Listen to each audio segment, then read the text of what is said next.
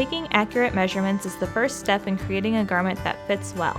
The size chart included with your pattern will show the measurements that you will need for that specific pattern. The bust, waist, and hip measurements are the measurements that are taken around the circumference of the body. At the bust, you want to measure the fullest part of the bust and make sure that the measuring tape is parallel to the ground all the way around for an accurate measurement.